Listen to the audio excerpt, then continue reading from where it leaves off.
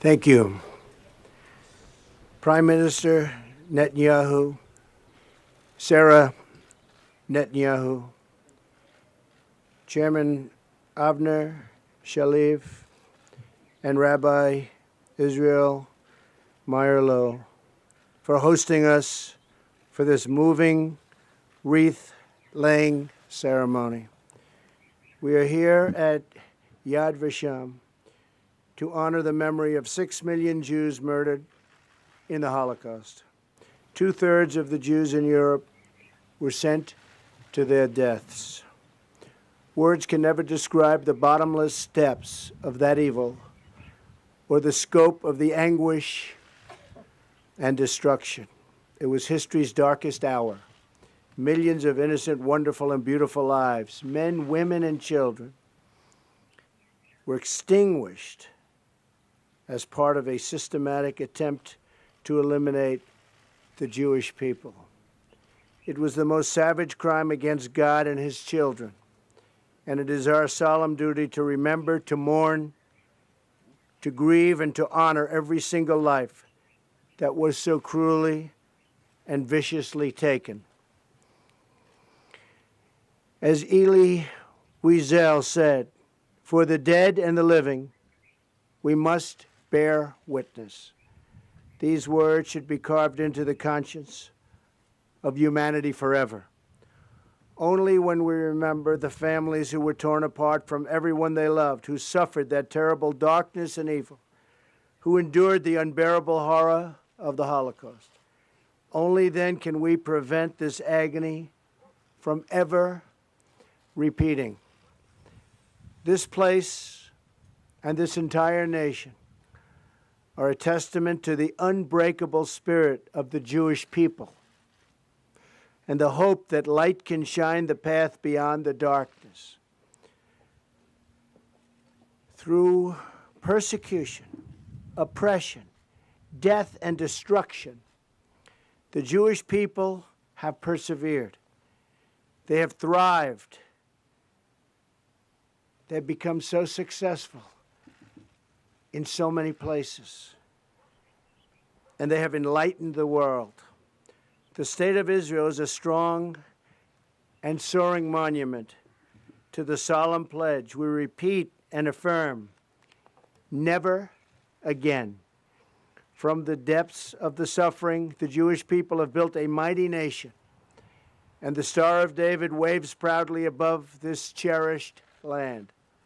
As long as we refuse to be silent in the face of evil, as long as we refuse to dim the light of truth in the midst of darkness, as long as we refuse to become bystanders to barbarity, then we know that goodness, peace, and justice will ultimately prevail. With sadness for the lives and dreams that were stolen from this earth, with determination to always keep the memories of the victims alive, and with resolve to confront evil wherever it threatens, we ask God to give us the strength, wisdom, and courage to chart the righteous path. Thank you. God bless the memory of the perished. God bless the survivors. God bless the Jewish people. And God bless the State of Israel. Thank you for having me. Thank you.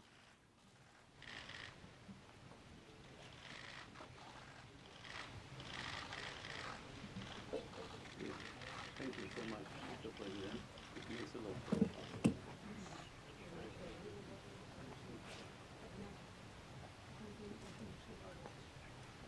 כבוד ראש הממשלה, בבקשה.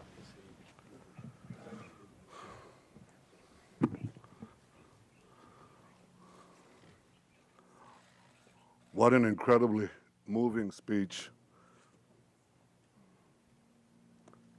that in so few words said so much. Thank you, Mr. President. This adds to a historic visit. You are the first American president who chose to include Israel on his first foreign trip. You're the first president in office to visit the Western Wall. We were so deeply moved to see that picture of you touching the stones of the wall. And may I say, we were deeply moved to see First Lady Melania Trump touching the stone on that wall, and equally moved when we saw your daughter Ivanka and your son-in-law Jared do the same. Now you touch other stones. You honor today the memory of 6 million Jews who were murdered in the Holocaust. A few weeks ago, you gave a powerful speech in the Holocaust Memorial Day in Washington, D.C.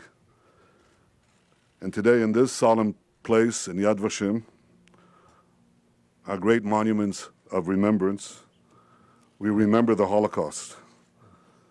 We remember the hatred towards Jews that consumed a defenseless people. We pledge never to be defenseless against that hatred again. And to fulfill that pledge, Israel must always be able to defend itself by itself against any threat. I appreciate America's long-standing commitment to that principle. And Mr. President, I appreciate your commitment to that principle.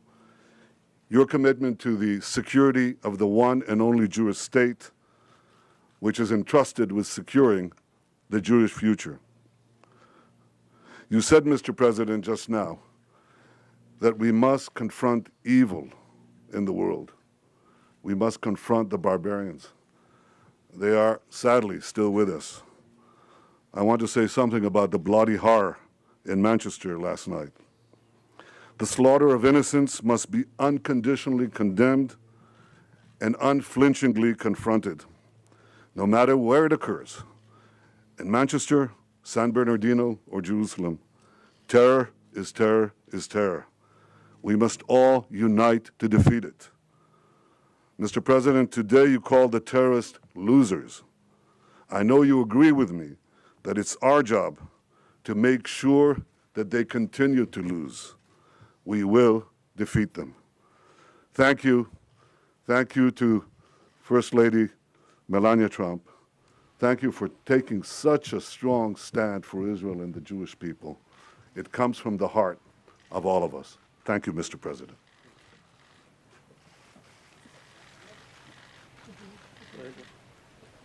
Mr. President.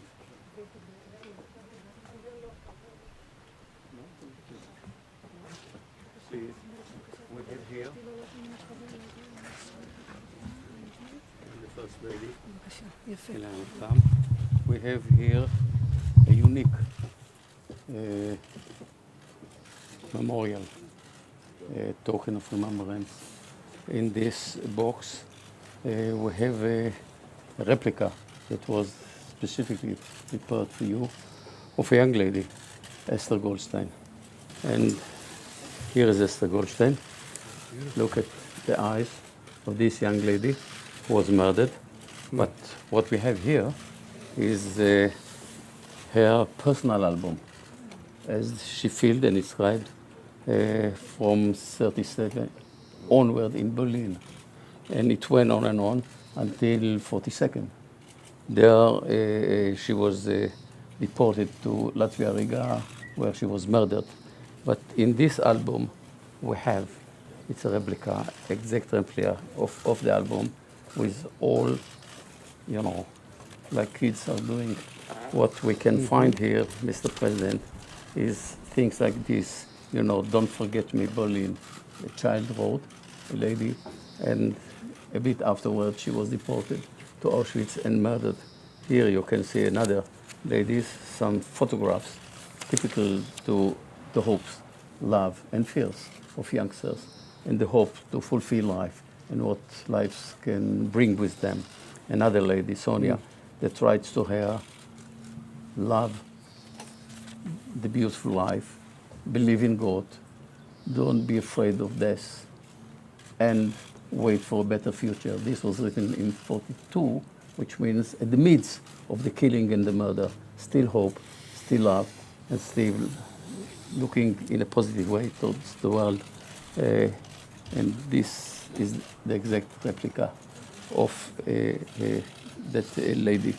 We have here, Mr. President, behind the scenes, the story how this album came to us. All the family members, father, mother, her brother, were murdered in Auschwitz. And one sister survived. She was sent to Australia as a young girl, and she survived. After the war, cousin of the family came back to Berlin, and a neighbor was good, and he kept some papers of the family throughout the war, and he was ready to give it back to the family. And this is the way that the album came back to the family. And here we have with us the survivor, Margot, the sister that survived and came back to build her life in Israel. And she was so kind and to donate this album to be part of the collections of Yad Vashem, where we have tens of thousands of personal documents to remember and to learn and to know about Jewish life during the war and the period of the Shoah. For us, it's a unique, I think, moment to have a glimpse to the world of the children. 1.5 million children were murdered. Most of them didn't leave any trace behind them. So we cannot know about their lives, their wishes. And tragically, actually, their life cut short, and they couldn't fulfill, actually, their life, their own life.